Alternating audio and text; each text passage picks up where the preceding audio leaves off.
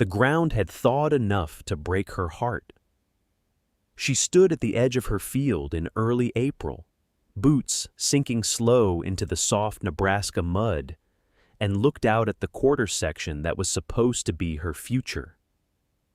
The winter had been long and unkind, a season of frozen pump handles, thin soup, and careful counting of every last stored potato until the bin ran dry in February. She had survived it the way a person survives something they cannot name yet. One morning at a time, hands busy, eyes forward. But now April had come, and the ground was telling her the truth she had been afraid to hear. The field was low. She had known that when she filed her claim 2 springs ago, had told herself the river bottom soil was rich enough to make it worth the flooding risk. And she had been right about the richness part. Dark and loose and alive with earthworms, that soil was everything a field ought to be. What it was not, and what no amount of hoping would change, was dry. The meltwater had nowhere to drain. It simply sat there, pale and still between the furrow rows she had scratched out before the last freeze, reflecting the white April sky back at itself like a mirror that had no use for her. She counted her seed money in her coat pocket without taking it out. She already knew the number. It was not enough.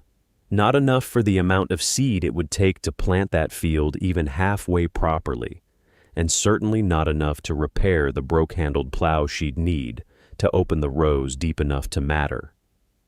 She had already asked at the trading post in Harlan Crossing, already heard what seed potatoes were going for this April, already done the arithmetic on the walk home. The numbers had not improved on the second try. She stood there a long while. The Republican River was running heavy somewhere beyond the tree line to the south. She could hear it, a low and constant sound, like the land breathing. A meadowlark called once from the fence post at the field's edge, then thought better of it and went quiet. She turned and looked back at her sod house, sitting low and solid on the dry ground beside the yard. And then she looked at the yard itself, and something in her expression shifted, not into excitement, not yet, but into that particular stillness that comes just before a person makes up their mind about something. The yard was full of objects that most people would call junk. Old boots past wearing, cracked buckets with rust rings at the seams, split wooden crates from last autumn's trading post delivery stacked against the south wall of the house, a wash tub that had cracked along one side in the cold, half a wagon bed dragged home from the road after a passing outfit abandoned it in the mud 2 miles east. She looked at those things for a long moment. Then she picked up the first bucket and carried it toward the yard. She started with the buckets, not because they were the most promising containers. The crates held more dirt, and the wagon bed held more than anything. But because the buckets had handles, and handles meant she could carry them where she needed them, without dragging, without stopping, without losing the momentum that was the only thing keeping the cold morning from talking her out of this entirely. The compost pile behind the house had been working since October. She had fed it kitchen scraps and stable muck from the neighbor's barn a 1/4 mile east, hauling it home in the cracked wash tub on her wheelbarrow through the mud of January and February, turning it with a fork on warm afternoons until the whole heap smelled like dark, finished earth. She had not known exactly what she meant to do with it. She had just known that good dirt was worth making, even when you didn't yet have a plan for it. She knew now. She filled each bucket 3/4 deep, packing the compost down with her fist, then topping it with the heavy creek bank loam she had dug from the low bend behind the cottonwoods, the place where the soil was black and dense and smelled like cold water and roots. She set each filled bucket on a flat stone or a doubled board to keep it off the bare ground, working it into the rough line she was beginning to see in her mind. A raised patchwork platform of containers, nothing touching the earth directly, everything lifted. The boots took longer. There were dozens of them, pairs separated by years and accidents, singles whose partners had worn out first, or been repurposed as something else entirely. She cut drainage slits into the soles with her knife, filled each one with a careful scoop of compost, and set them in rows on the boards she had laid across the stacked flat stones along the south-facing edge of the yard, where the light came longest and the wind broke against the sod wall. She was working the crates when the wagon came down the road. It slowed. She did not look up immediately. She had learned that looking up too fast invited conversation, and she was in the middle of something. But the wagon stopped entirely, and then she heard the long silence that meant a person was trying to decide whether what they were seeing was real. She looked up. A neighbor woman sat in the seat with the reins loose in her hands, and her head tilted at an angle that belonged on a person studying a broken fence post or a dog walking sideways. Her eyes moved across the yard, the rows of buckets, the lined-up boots, the crates with their dark-packed dirt, and then back to the young woman kneeling in the yard with her hands black to the wrist. She said nothing at all for a moment. Then she clicked her tongue at her horse, shook her head once with a private smile that was not really a smile, and drove on. By evening, the valley knew. By the next morning, the whole valley had formed an opinion. She knew this not because anyone came to say so.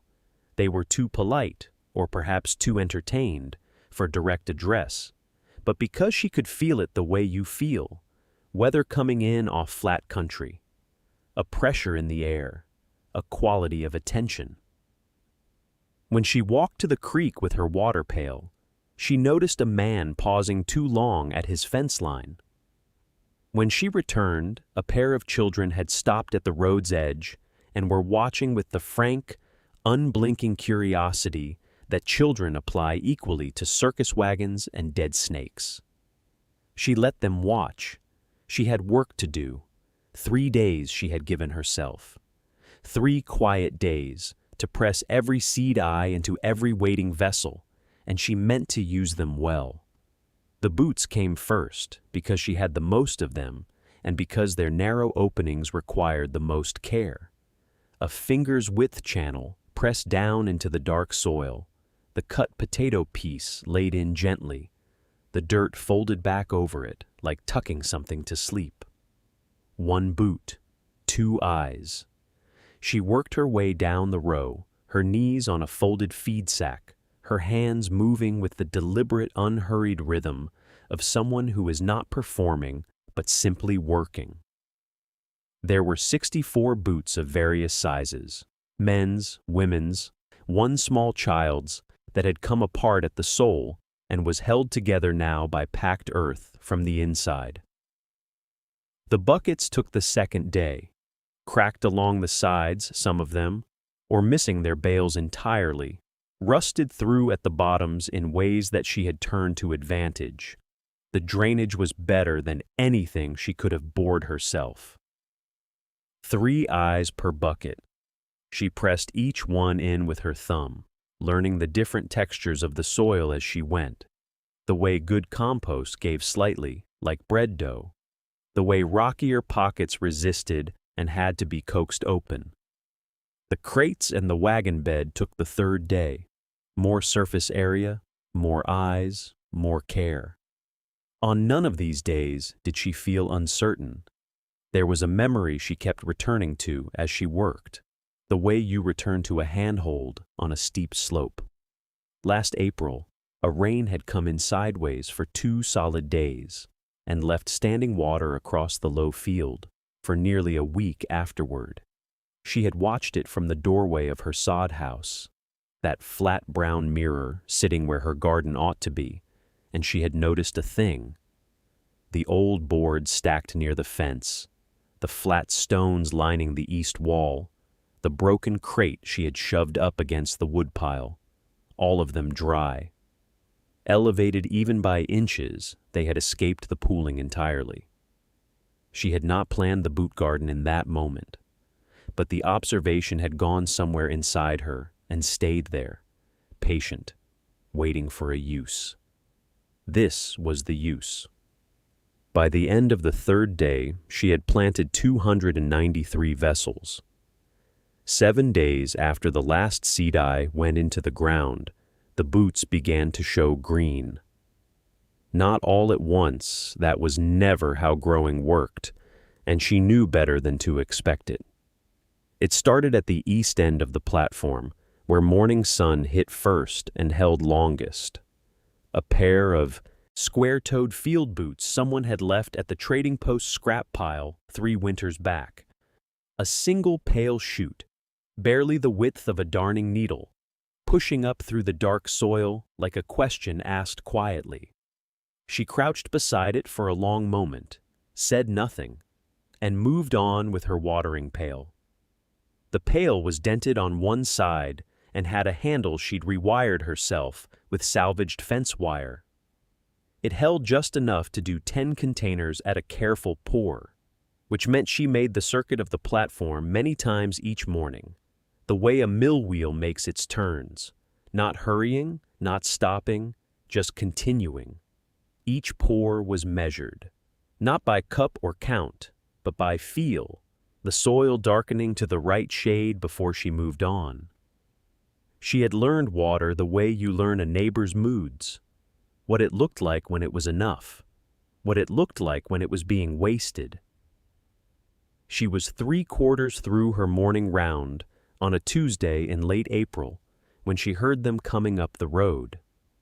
A small group, 6 or 7, moving on foot toward the mill at the south end of the valley. She recognized the voice of the trading post proprietor before she saw him, a carrying voice, built for announcing prices across a crowded room. He was saying something about boots, and then the laughter started, and then someone in the group began counting aloud. 41, 42. Lord, there's another row of 'em. What's that, a bucket? She's got a bucket in there too. I see it. 50-some buckets and 200 boots. She'll have potato soup by July if the boots don't walk off first. The laughter carried the full width of the field. Clean, carrying laughter, the kind people don't bother to lower because they aren't thinking about who can hear. She could hear every word. She tipped her hat brim down a half-inch, poured the next container, moved to the next one. The fence wire handle was warm in her palm. The soil accepted the water the way it always did, darkening at the edges first. She watched the darkening and not the road.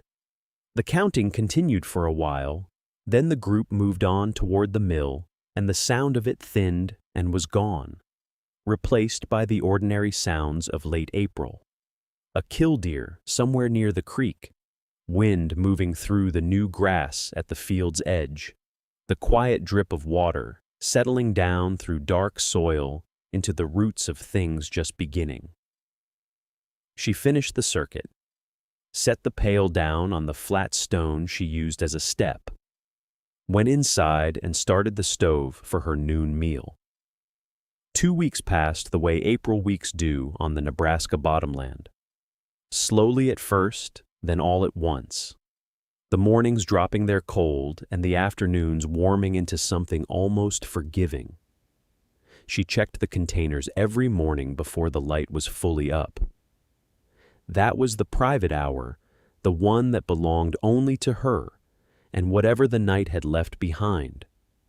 Dew on the boot leather, a thin crust of mud dried along the rim of the cracked buckets.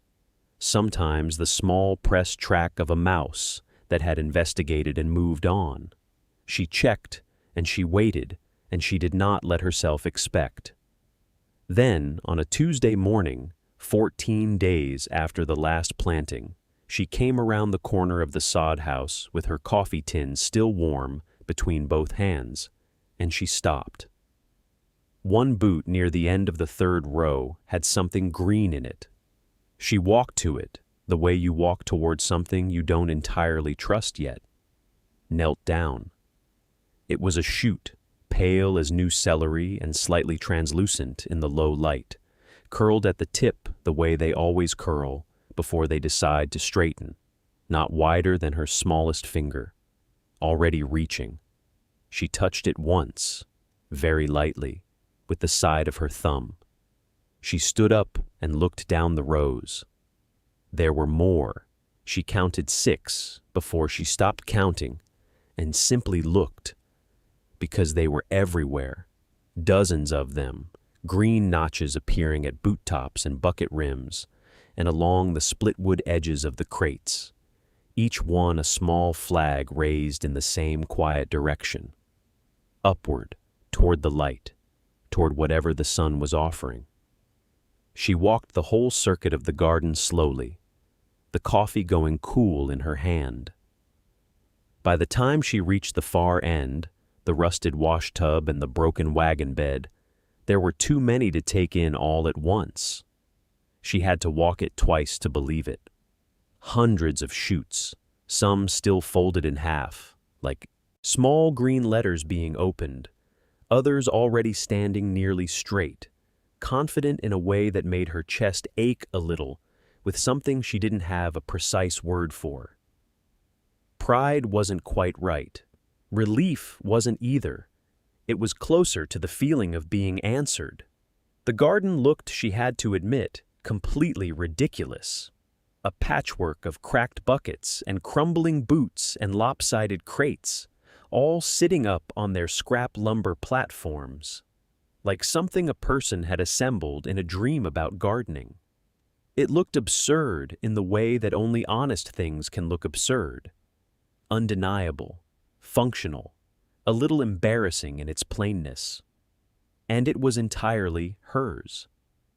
She finished her circuit and stood at the edge where the platforms met the flat ground, looking back at all of it with the early sun cutting low across the valley and catching every green tip in the rows.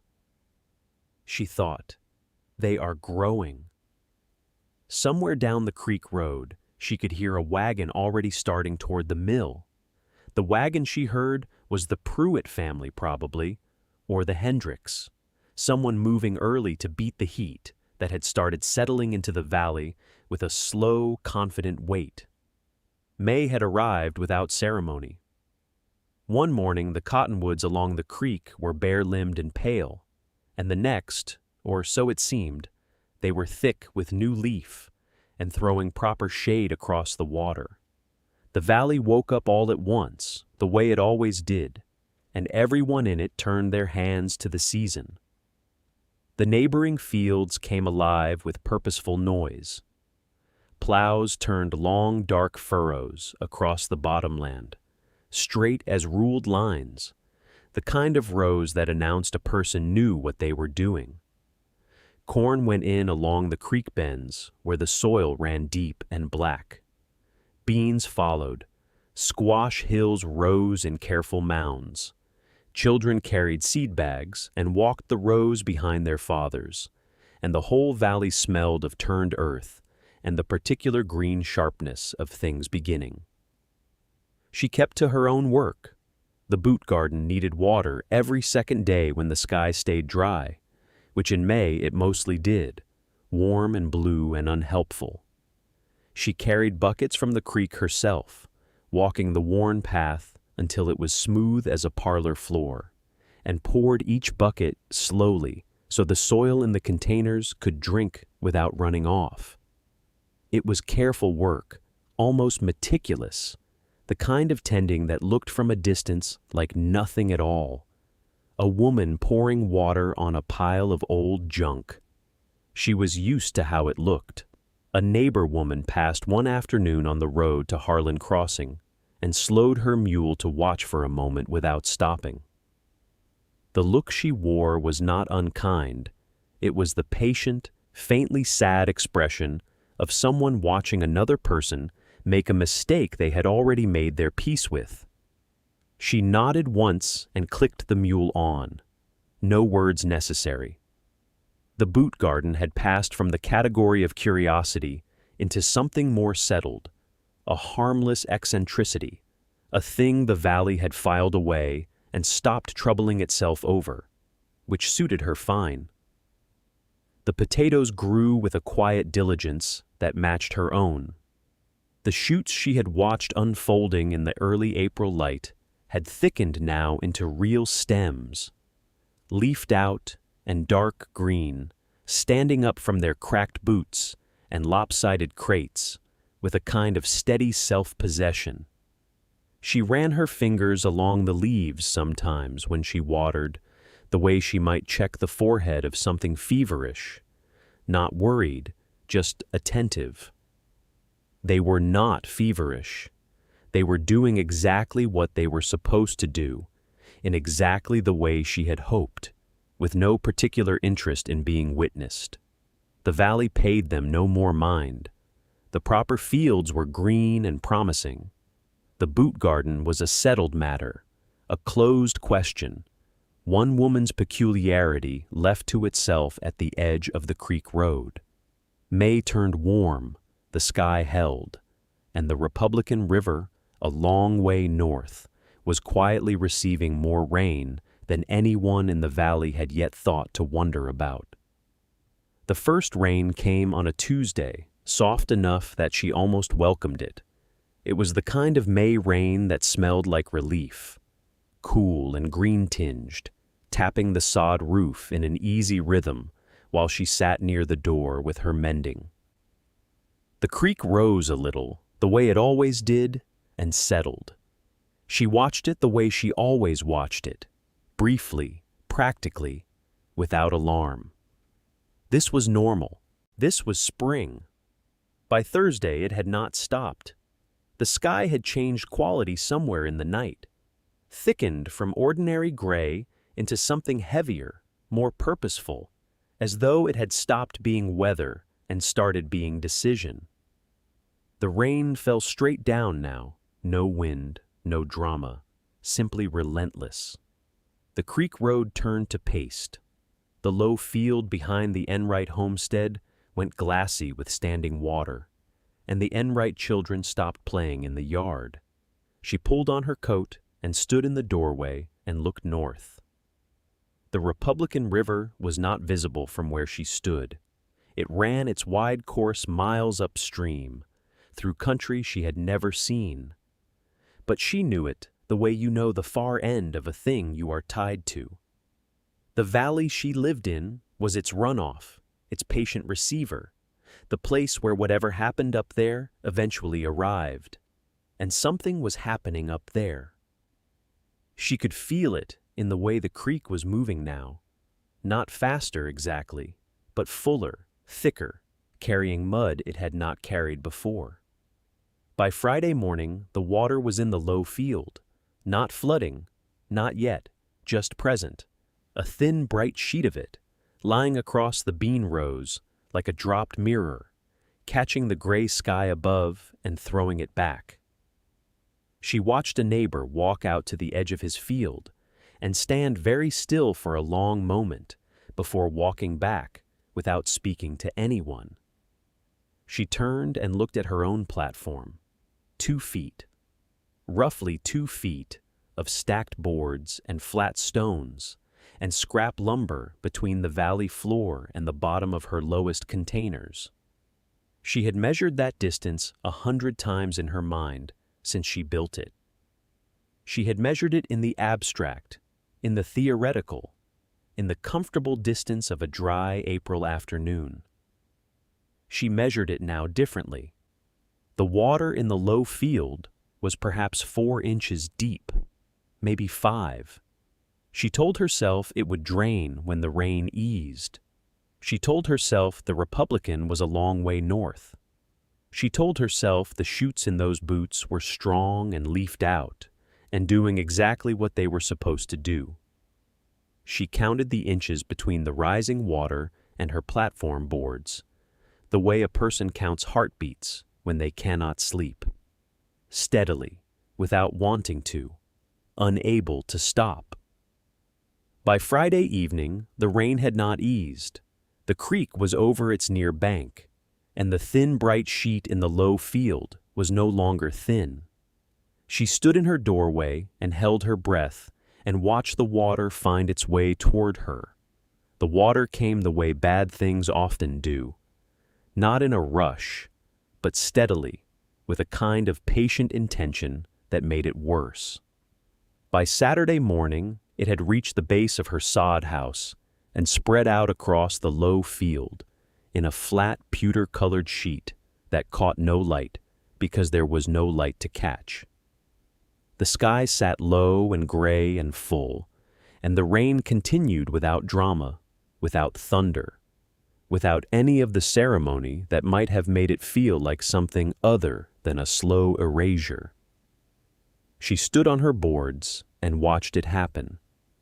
The corn rows in the Hendersons' field went under first. 1 hour they were visible, short green lines marking all that careful planting. And the next hour they were simply gone, replaced by water that looked calm and almost peaceful, the way things look when they have already won. The Graber family's bean sets disappeared before noon. She could see Marta Graber on her porch, standing very still, both hands pressed flat against the porch rail. And she understood that stillness entirely. There is a kind of stunned silence that the body falls into when it has worked past its own exhaustion and arrived somewhere past grief, just a blank, waiting quiet. The water found the base of her stacked boards on Saturday evening. She did not sleep. She sat on her low stool in the sod house with the door cracked and watched the water line by the gray-dark light of a flood sky. She watched it rise against the first board. She watched it climb an inch. She counted. She counted the way she had counted every other impossible thing in the past 3 days, steadily, without comfort, unable to stop. It rose another half-inch, and then it stopped. Sunday came gray and still. The rain had thinned to a mist. The Republican had crested somewhere upstream, and the valley lay under its 3 days of accumulated silence. A broad, shallow lake where fields had been, where fence lines stood, like the ribs of something swallowed. 3 days total, just as the upstream sky had promised. 3 days of flood, and the whole of Harlan Crossing Valley was under inches of slow, muddy water. She stepped carefully out onto her platform in the early morning. The water line sat 2 inches below the bottom of her lowest containers. 2 inches, roughly the width of 2 fingers pressed together. The stacked boards were wet. The flat stones were wet. But the containers themselves sat above the water, clear and whole. The potato plants nodding in the gray light, green and undrowned. Their leaves beaded with mist, but not with floodwater. They did not know they had just survived anything. They simply continued doing what they had been doing all along, growing quietly, with no awareness of the ridicule that had preceded them or the water that had tried to reach them. She pressed one hand against the nearest boot, its cracked leather cool and solid under her palm. The valley was silent. Everywhere else, the fields were gone. The water took its time leaving. It did not rush out the way it had rushed in. It simply lowered inch by inch, the way a held breath finally releases, slow and thorough and without drama. By the 4th morning, the platform board showed above the surface again, dark stained with waterline, and by the 5th morning, the valley floor had returned to mud rather than lake. A flat gray-brown mud that held every footprint like fresh concrete and smelled of river bottom and drowned roots. She walked the edge of her claim and looked out at what remained. The fields along the creek were pressed flat.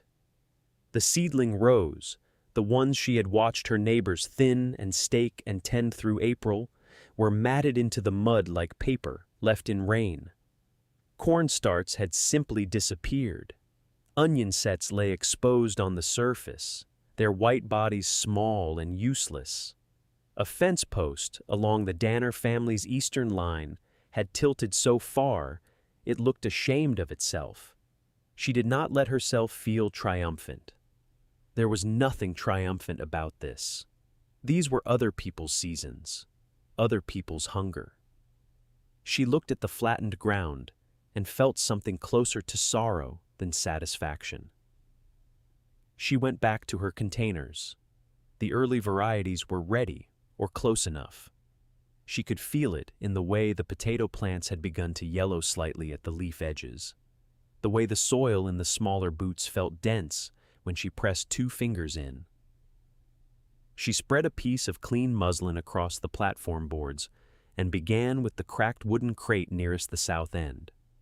She turned it carefully, shook the root ball loose, and pressed her hands into the damp soil. Fist-sized potatoes fell onto the cloth. 6 of them from that one crate alone. Smooth-skinned and solid, still carrying flecks of the composted earth she had packed around them in March. She was working through her 4th container when she heard footsteps on the muddy path.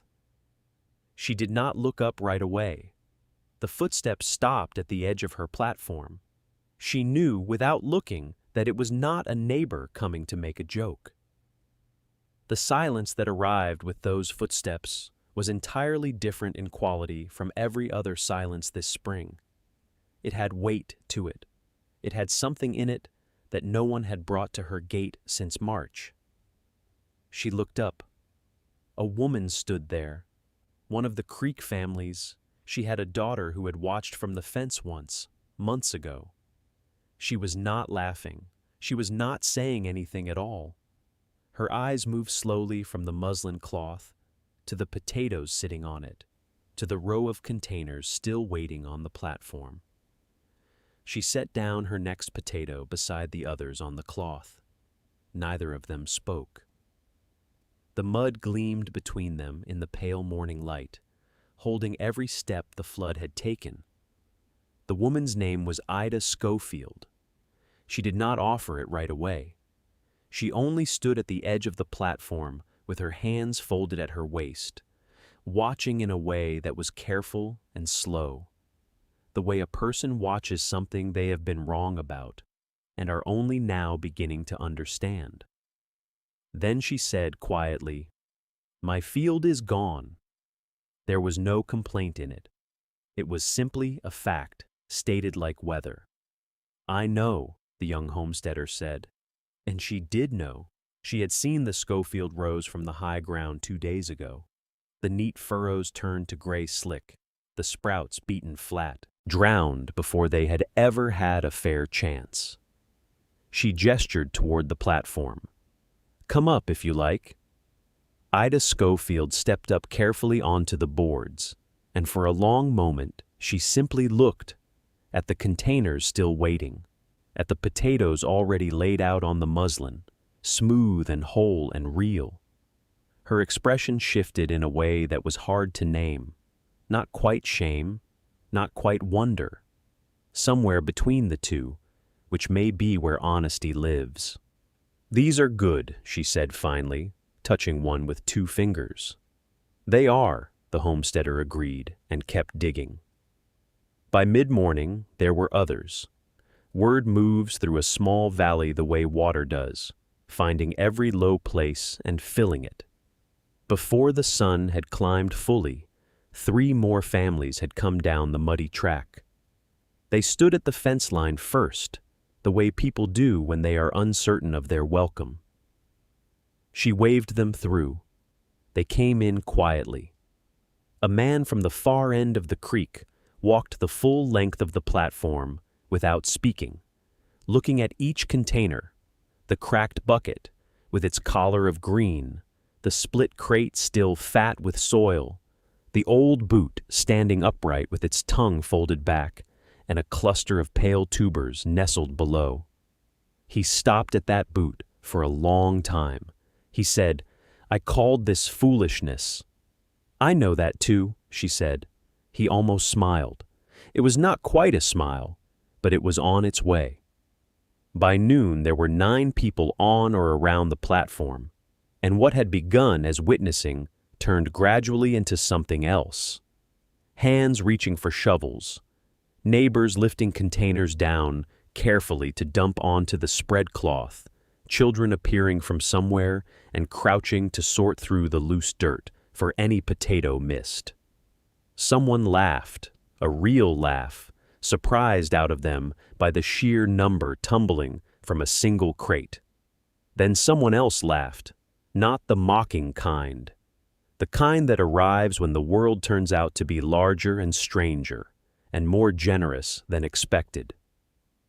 She stood back a moment and watched them working.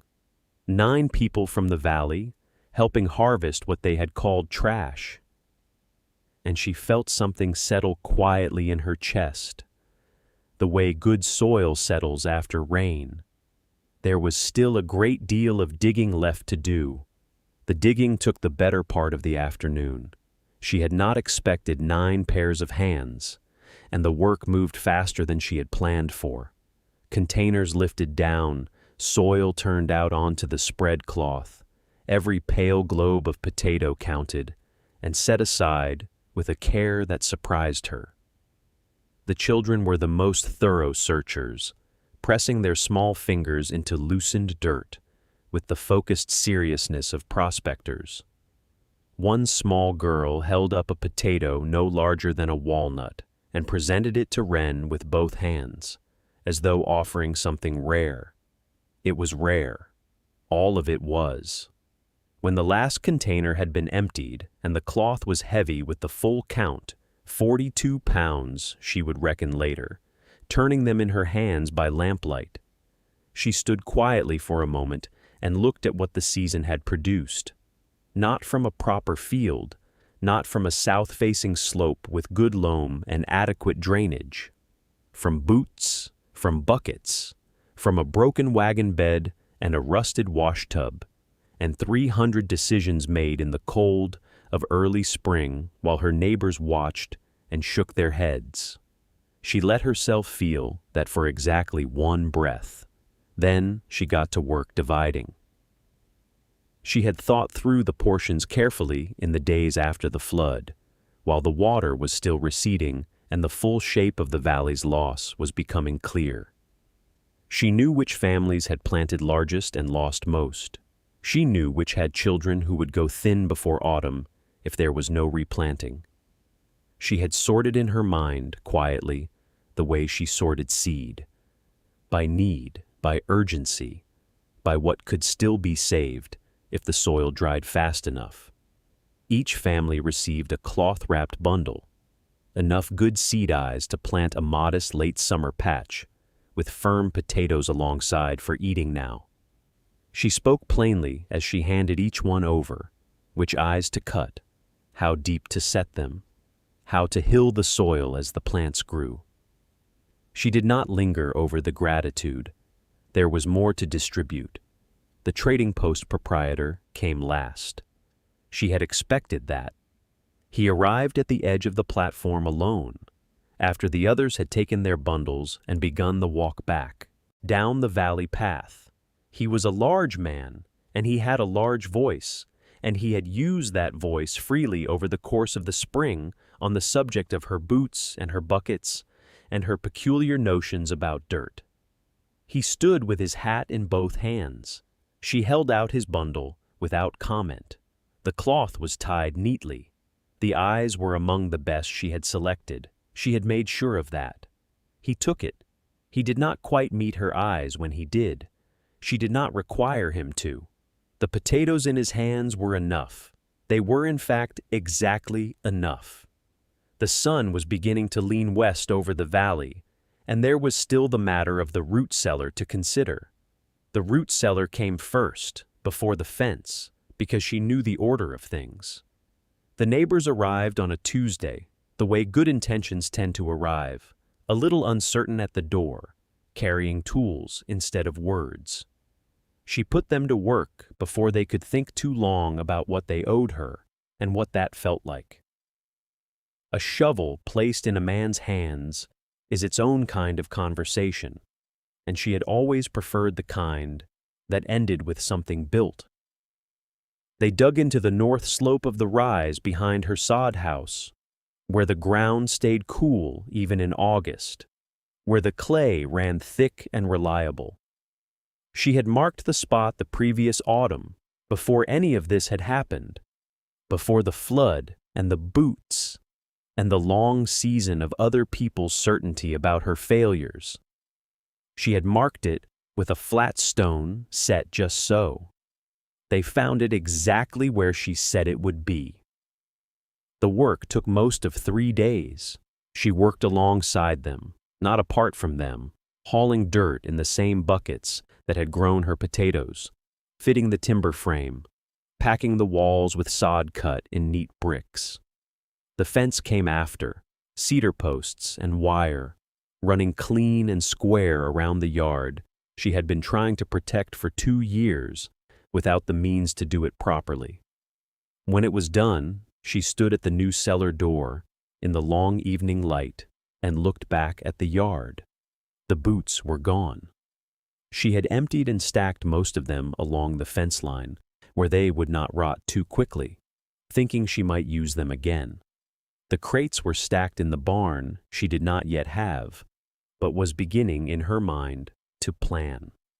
The platform still stood, the boards still solid, and she supposed she would take it apart before winter and use the lumber for something else. Already she was thinking about what. The trading post had taken 40 pounds of surplus seed potatoes at the end of July. The proprietor had weighed them himself, carefully, and had not said much while he did it. The price he offered was fair. She had thought it would be in the end. People have a way of coming around to fairness when the evidence is sitting in front of them in a wooden crate.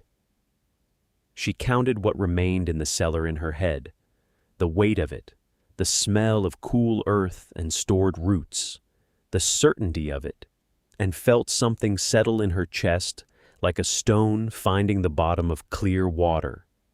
She had been right about the water. She had been right about the ground. She had been right about the boots, the crates, the cracked buckets, the scrap lumber, the flat stones, the 2 feet of elevation that turned out to be the only thing that mattered. Not everyone gets to be right out loud. She had been right all the way through, and that was its own kind of gift, quiet, sufficient, and entirely hers.